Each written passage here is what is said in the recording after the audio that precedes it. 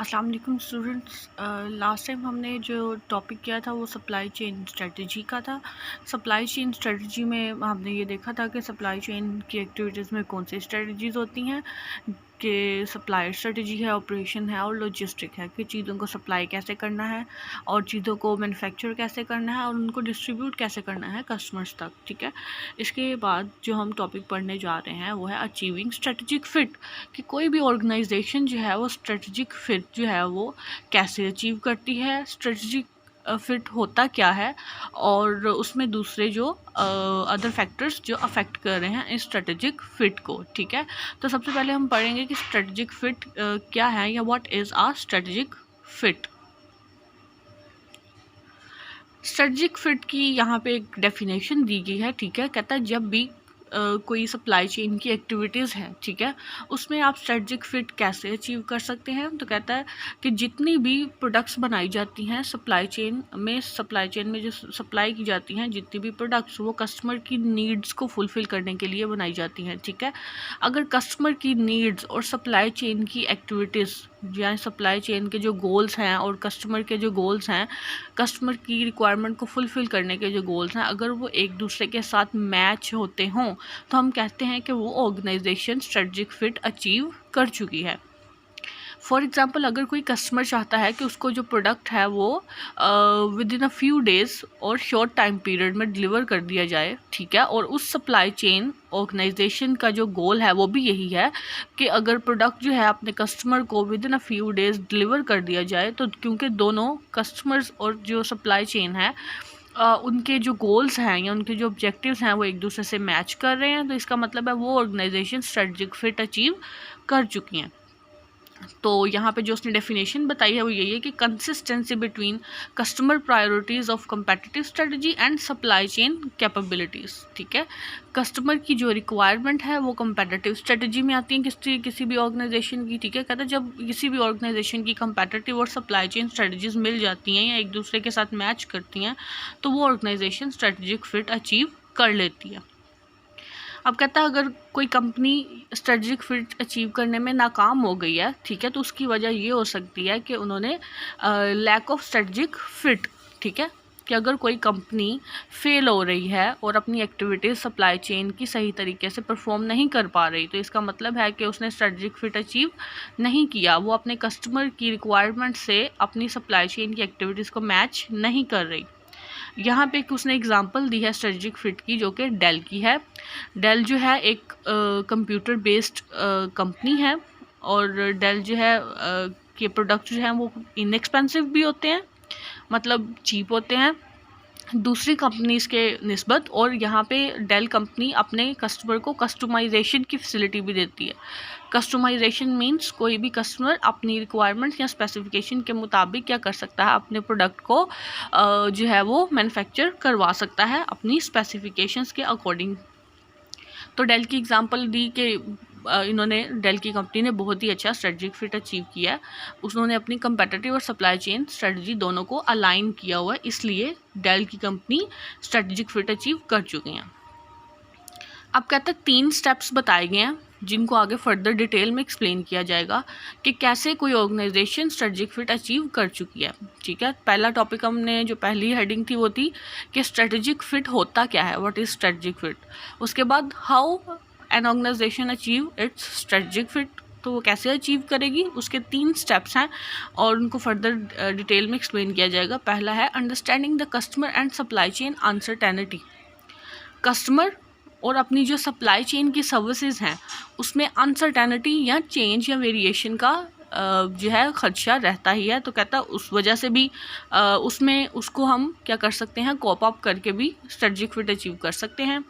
दूसरा है understanding the supply chain capabilities. किसी भी ऑर्गेनाइजेशन की सप्लाई चेन का फंक्शन या उसकी कैपेबिलिटीज़ जो है वो कितनी है, वो उसको समझते हुए भी स्ट्रेटजिक फ़िट अचीव किया जा सकता है। और लास्ट में है अचीविंग स्ट्रेटजिक फ़िट।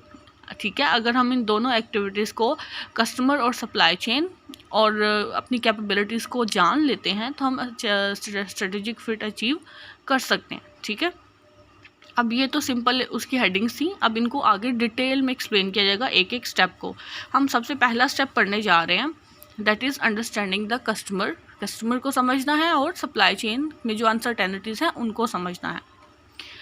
तो कहता है कि जब भी हम किसी सप्लाई चेन की एक्टिविटीज़ को हम देखते हैं तो सबसे पहले हमें अपने कस्टमर के सेगमेंट को देखना पड़ता है, ठीक है। वो कस्टमर का सेगमेंट जिसको आप अपनी प्रोडक्ट जो है वो सेल करने जा रहे हैं या जिस सेगमेंट को आप सर्व करने जा रहे हैं, तो आपको सबसे पहले देखना पड़ता है कि उस सेगमेंट की या उस कस्टमर की क्या एट्रीब्यूट्स हैं, क्या खसूसियात हैं। तो सबसे पहले कहता है कि फॉर एग्ज़ाम्पल अगर आप कोई प्रोडक्ट सेल कर रहे हैं या आपकी ऑर्गेनाइजेशन कोई प्रोडक्ट के लिए सप्लाई चेन की एक्टिविटीज़ परफॉर्म कर रही है, तो सबसे पहले आपने ये देखना है कि आपके कस्टमर को उस प्रोडक्ट की कितनी क्वांटिटी रिक्वायर्ड होती है, आपका जो कस्टमर है उसको रिस्पॉन्स टाइम कितना चाहिए होता है। जैसे फॉर एग्ज़ाम्पल मैंने एक ऑर्डर दिया जो है ग्रॉसरी के लिए, ग्रॉसरी की किसी आइटम के लिए ऑर्डर दिया, तो मैं उसका रिस्पॉन्स टाइम कितना चाहती हूँ कि वो लोग मुझे कितने टाइम में रिस्पॉन्स करें, उसकी प्राइस और उसकी क्वांटिटी के बारे में। उसके बाद डिलीवरी का टाइम जो है वो कितना होना चाहिए। तो ये सारी चीज़ें बहुत ही मैटर करती हैं। किसी प्रोडक्ट की क्वांटिटी, उस प्रोडक्ट का रिस्पॉन्स टाइम कितना होगा और उस प्रोडक्ट में वैरायटीज़ कितनी होगी। वैरायटीज़ क्वालिटी की बेस पे भी हो सकती हैं। कोई अच्छी प्रोडक्ट है तो उसको अच्छी क्वालिटी में रखा जाएगा, कोई प्रोडक्ट थोड़ी सी चीप है तो उसको ज़रा कम क्वालिटी के सेक्शन में रखा जाएगा। इसी तरह साइज़ में भी वैरायटी हो सकती है कि जैसे अगर कोई शूज़ है तो शूज़ हैं उसकी मैन्युफैक्चरिंग हो रही है तो उसमें साइज़ की वैरायटी हो सकती है, कलर्स की वैरायटी हो सकती है। तो कहता है वैरायटी होती है प्रोडक्ट्स की जिसको ध्यान रखना पड़ता है आपको कस्टमर की रिक्वायरमेंट्स के अकॉर्डिंग।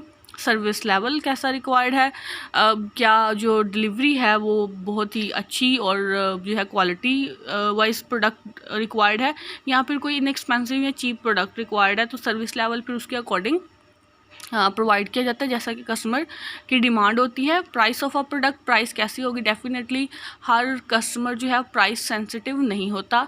कुछ कस्टमर जो होते हैं वो प्राइस जो है उसको बॉदर नहीं करते और कुछ कस्टमर प्राइस सेंसिटिव होते हैं और वो प्राइस को फोकस करते हैं। तो कहता है प्राइस जो है उनकी डिमांड या उनकी रिक्वायरमेंट उस सेगमेंट की रिक्वायरमेंट के अकॉर्डिंग होनी चाहिए। Desired rate of innovation, innovation होती है चेंज लाना किसी चीज़ में जिद्दत जो है वो लाना, जिद्दत या न्यूनेस जिसे हम इंग्लिश में अगर हम इसके लिए सिनोनिम यूज़ करें तो वो भी बेहतर होगा कि जो भी प्रोडक्ट है उसमें कितनी न्यूनेस आई है, कितना चेंज आया है, कितनी इम्प्रूवमेंट आई है, वो भी कस्टमर के लिए जो है बहुत ही इम्पोर्टेंस रखती है। तो कहते हैं जब भी हमने कस्टमर की नीड्स को या उसकी अनसर्टेनिटीज़ को देखना है तो हमने सबसे पहले कस्टमर के उस सेगमेंट को देखना है और उसकी एट्रीब्यूट्स को देखना है। और उसकी एट्रीब्यूट्स को देखने के लिए हमें ये देखना पड़ेगा कि वो कितनी क्वांटिटी रिक्वायर्ड करता है, कितना रिस्पॉन्स टाइम उसे चाहिए होता है, कितनी वैरायटी चाहिए होती है, उसकी सर्विस लेवल क्या होता है, प्राइस और जो इनोवेशन है वो कितनी रिक्वायर्ड होती है कस्टमर के उस सेगमेंट को। कस्टमर के उस सेगमेंट को जितनी भी वैरायटी रिक्वायर्ड होती है, ठीक है, वो सारी जो है डिस्कस की जाती है कस्टमर की एट्रीब्यूट्स में, ठीक है, कस्टमर रिक्वायरमेंट्स की जो एट्रीब्यूट्स हैं उसमें। अब यहाँ भी अभी फर्स्ट स्टेप को ही डिस्कस कर रहे हैं, ठीक है। तो उसमें कहता है कि जो कस्टमर की एट्रीब्यूट्स होती हैं या उसकी जो रिक्वायरमेंट्स होती हैं, उसकी जो स्पेसिफिकेशंस होती हैं, उसके जो उस को प्रोडक्ट चाहिए होता है, ठीक है, उसको हमने अंडरस्टैंड करना है सबसे पहले। तो कहता है उसमें हम देखते हैं कि डिमांड अनसर्टेनिटी और इम्प्लाइड डिमांड अनसर्टेनिटी। अब कहता है डिमांड अनसर्टेनिटी क्या होती है कि कस्टमर की जो डिमांड है या उसकी जो रिक्वायरमेंट है उस प्रोडक्ट के लिए उसमें कुछ चेंजेस हो सकती हैं। कस्टमर कभी प्रोडक्ट की एक क्वांटिटी डिमांड करता है और कभी इससे एक से ज़्यादा क्वांटिटी भी चाहिए होती है। जैसे कुछ प्रोडक्ट्स जो होती हैं वो सीजनल होती हैं, तो एक सीज़न में उनकी डिमांड ज़्यादा होती है और दूसरे सीज़न में उसकी डिमांड बिल्कुल ज़ीरो हो जाती है। तो कहते हैं डिमांड अनसर्टेनिटी का फैक्टर जो है वो सप्लाई चेन के प्रोसीजर्स में हमेशा रहता ही है। इसके बाद इम्प्लाइड डिमांड अनसर्टेनिटी है, और इम्प्लाइड डिमांड अनसर्टेनिटी होती है कहता है जब कस्टमर की स्पेसिफिकेशन और सप्लाई चेन की एक्टिविटीज़ एक दूसरे से मैच ना कर रही हो, तो उसमें भी इम्प्लाइड डिमांड अनसर्टेनिटी आ जाती है। फॉर एग्जांपल अगर आपको कोई भी प्रोडक्ट कस्टमर की रिक्वायरमेंट के अकॉर्डिंग बना दिया गया है और अगर सप्लाई चेन की एक्टिविटीज़ जो हैं वो सही तरीके से फुलफ़िल नहीं हुई, ठीक है, तो उसमें भी क्या हो जाएगा, कस्टमर की डिमांड में चेंजेस आ सकती हैं। फॉर एग्जांपल एक प्रोडक्ट कस्टमर को पहले जो कस्टमर डिमांड करता था उसको सप्लाई किया जाता था उसके डिलीवरी टाइमिंग पे, या जो टाइम स्केड्यूल होता था, ठीक है। तो वो कस्टमर की डिमांड में जो अनसर्टेनिटी या चेंज आती थी वो ज़्यादा नहीं आती थी। लेकिन जब सप्लाई चेन की एक्टिविटीज़ जो होती हैं वो इंडिपेंडेंटली परफॉर्म हो रही होती हैं और सप्लाई चेन की एक्टिविटीज़ में कोई कमी बेशी आ जाती है, डिलीवरी टाइम जो है वो देरी हो जाती है डिलीवरी टाइम में, या प्रोडक्ट की वैरायटी या कोई क्वालिटी जो है कंप्रोमाइज़ हो जाती है, या प्रोडक्ट की कोई फॉर एग्जांपल सप्लाई चेन या डिस्ट्रीब्यूशन में कोई ब्रेकेज हो जाती है प्रोडक्ट में, तो उसकी रिस्पॉन्सिबिलिटी तो एक्चुअली में सप्लाई चेन की है, क्योंकि प्रोडक्ट जो है वो कस्टमर की रिक्वायरमेंट के अकॉर्डिंग मैन्युफैक्चर कर दिया गया। तो अगर डिस्ट्रीब्यूशन में कोई प्रॉब्लम हो जाती है तो सप्लाई चेन के फंक्शंस जो हैं उसकी वजह से कस्टमर की रिक्वायरमेंट्स या स्पेसिफिकेशन मीट नहीं होती। तो अगर कस्टमर की नीड्स जो हैं या उसकी स्पेसिफिकेशन पूरी नहीं हो रही तो उससे जो डिमांड में अनसर्टेनिटी आएगी या डिमांड में चेंज आएगा वो इम्प्लाइड डिमांड अनसर्टेनिटी कहलाएगी। कहता है अगर एक फर्म जो है, एग्जांपल दिया उसने कि अगर एक फर्म जो है इमरजेंसी ऑर्डर्स जो है वो उसको उसकी प्रोडक्ट्स बनाती है, ठीक है, तो वो क्या करेगी, उसकी डिमांड इम्प्लाई डिमांड अनसर्टेनिटी बहुत ज़्यादा होगी।